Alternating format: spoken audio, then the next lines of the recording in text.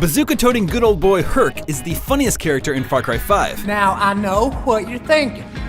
Where's my jump? And the Lost on Mars expansion is basically a 10-hour comedy showcase for his hillbilly humor set to some forgettable alien blasting. While Far Cry is usually known for open worlds with a lot of gameplay systems that mix and swirl together to create spontaneous insanity, the barren wasteland of Mars doesn't provide opportunity for much of anything interesting to happen.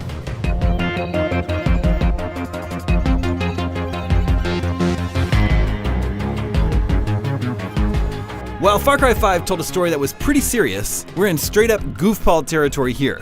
A cheap-looking opening cutscene establishes how you, playing as the pilot Nick Rye, and Herc arrived on Mars to prevent an alien invasion, and how Herc became the second talking severed head sidekick in a game this year.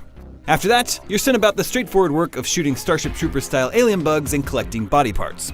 The new enemies like to burrow into the ground and attack if you step on loose sand.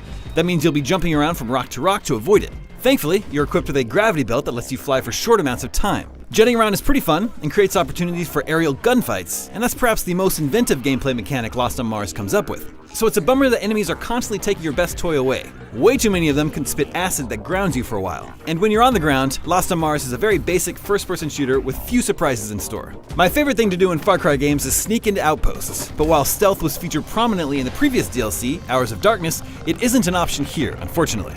Among the laser versions of the standard pistols, shotguns, and rifles, the only gun that stands out is called the, Nut Hugger. It's a ray gun that fires homing lasers. Locking onto enemies from a distance makes some of the battles against the giant queen arachnids a little less frustrating. The nearly non-stop color commentary from Herc's disembodied head is the real draw here.